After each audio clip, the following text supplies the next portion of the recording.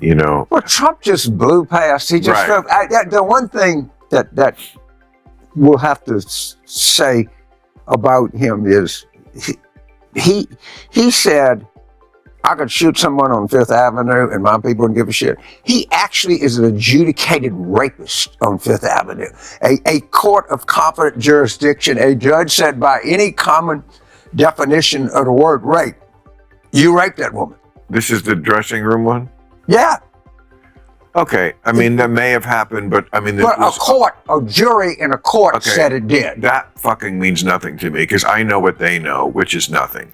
They know two people said two different things about something that happened in the 90s, and of which there's no witnesses or tape. But you know so what? Look, I hate Donald Trump as much as anybody, but I can't say for sure I just know that. Just because 9 people said they think that, I can't. First of all, but yes, they had more evidence. In other words, did? Yes. So she told me what was this the happened. What was the evidence? Other people that she told contemporaneous with it. Well, which you is know, whatever. A jury said that he you know did. what? You know more about this case than apparently I do, and maybe if I knew everything, I would be completely. I know that a jury. Yeah. I tend to have more faith than most people in juries. I think most of them really try to weigh what's there, and I do know that a jury.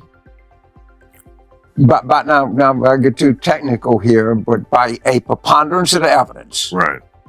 It's a little bit of a different standard in a criminal case. It's beyond a reasonable doubt. I'm admitting I didn't know that there was like evidence. I just thought it was he said, she said. What started as a sharp political discussion between Bill Maher and James Carville quickly escalated into a blunt and unfiltered confrontation about the state of the Republican Party and the collapse of civil political debate. Carville argued forcefully that while not every supporter of Donald Trump holds extremist views, extremist elements overwhelmingly gravitate toward Trump's movement, a statement that immediately intensified the exchange. He described the GOP as a party that once prioritized business conservatism and institutional stability, but has since shifted toward populist nationalism.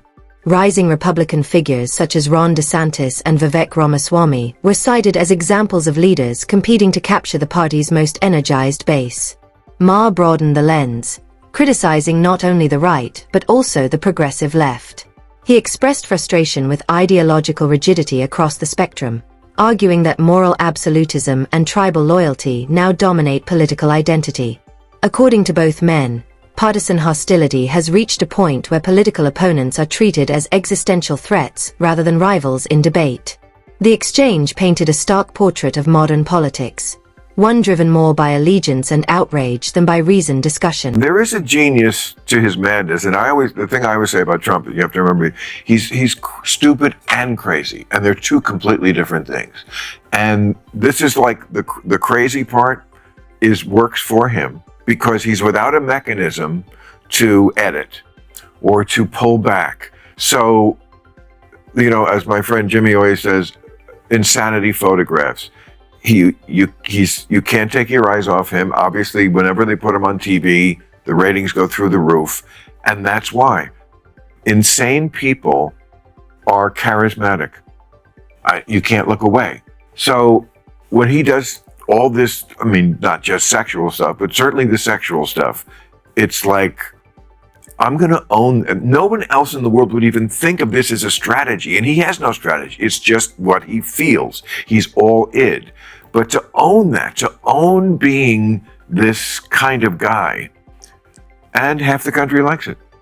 Or at least it's not a deal breaker, because they feel like it's honest.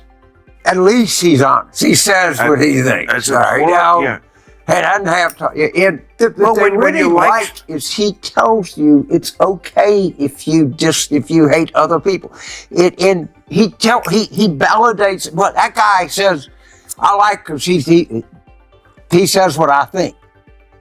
Well, he plays on the fact that his people think that your people hate them and look down on them and see them as deplorables.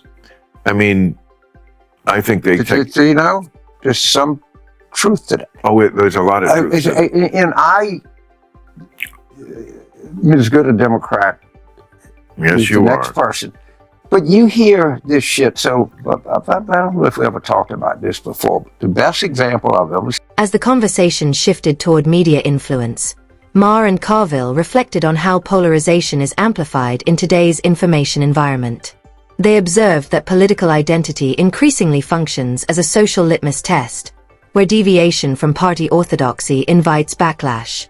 The culture of debate, once centered on persuasion and compromise, has largely been replaced by performative outrage.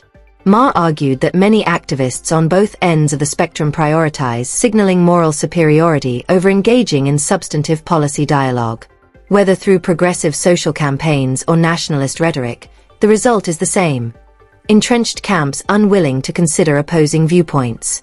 Carville emphasized the role of media ecosystems that reinforce these divisions. Outlets that once aimed to inform now often cater to audience biases, rewarding sensationalism over nuance. This feedback loop deepens mistrust and discourages moderation.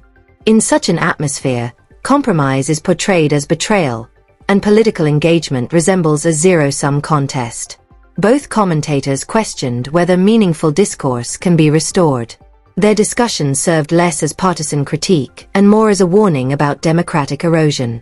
Without a renewed commitment to debate rooted in policy rather than identity, the cycle of division will likely intensify. And confesses to them. And like, I got rid of the FBI director because there was a lot of pressure on me. Like, yes, that's your interior monologue. There's a lot of pressure on me because the FBI is looking into me for good reason. You don't say. So I invited the Russians in. I mean, like, it's so beyond it. This is not the Russian ambassador showing him top secret shit. He was showing a guy at Bedminster, look at these. But I mean, he does one a day, or he did when he was president. Like something that only a nut would do. It's amazing to me that we lived through those 4 years, because when I look back on it, and of course the Trump people say, oh, you know, you have Trump derangement syndrome, and yeah, he blew up the world, right, Bill? I don't, you're right. He didn't blow up the world.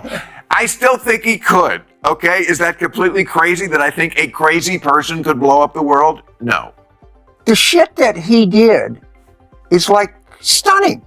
I'm saying, no. The documents case, if you stop and you think about it, like one time, I could read 1,000 tweets that are just insane that just went by. I remember there was one that said he was mad at China, and he said, I hereby, like he's the king, I hereby order all American companies to immediately, work on a plan to change he was like ordering them to get out of China. I hereby order.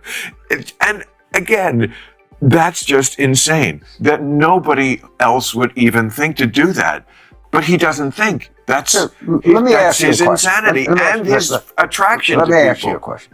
Okay, history eventually finds out. They find this asshole Pius XII. They found the letter where they told him they were gassing. The Pope during World War II? Yeah. All right, we know from history he's been outed, I guess is what you would say. Right. Do you think, with all the history is known, would you guess that the Russians have compromised on Trump?